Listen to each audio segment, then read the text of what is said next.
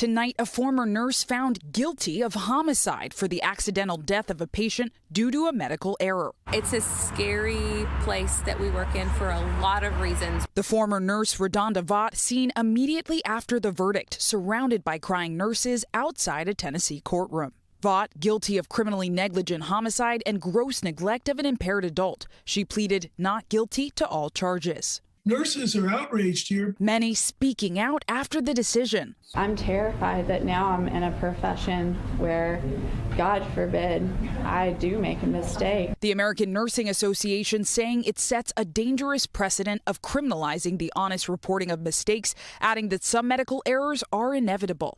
On Friday, a jury convicted her for injecting the paralyzing drug Vacuronium into a 75-year-old, Charlene Murphy, instead of the drug Versed, a sedative. Is this an indictment against the nursing profession and medical community?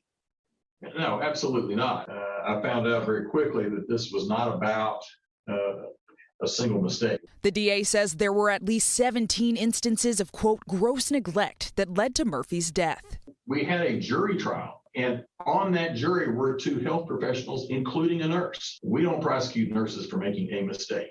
But if there is gross neglect, then yes, that person is going to be subject to prosecution.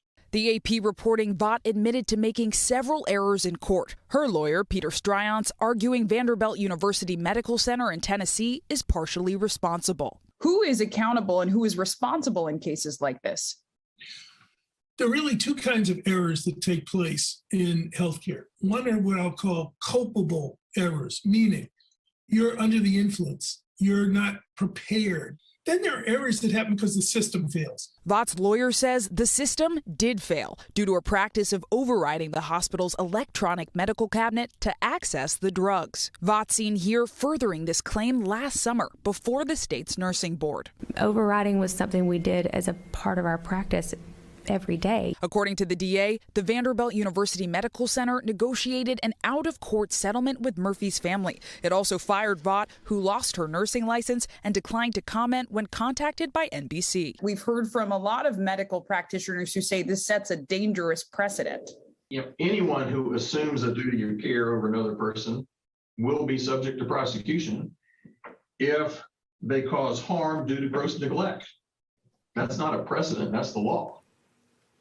All right, Zinclay joins us now live here on set. So Zinclay, are we talking about prison time here? And what is the family of that victim saying? Yeah, so we know sentencing will be May 13th. The AP says prison time could look like 3 to 6 years. But it's important that we center the voice of the family. They actually gave us a statement just a few hours ago, and they emphasized that they did not pursue charges against Ms. Vaught. And so that's an important distinction to make tonight.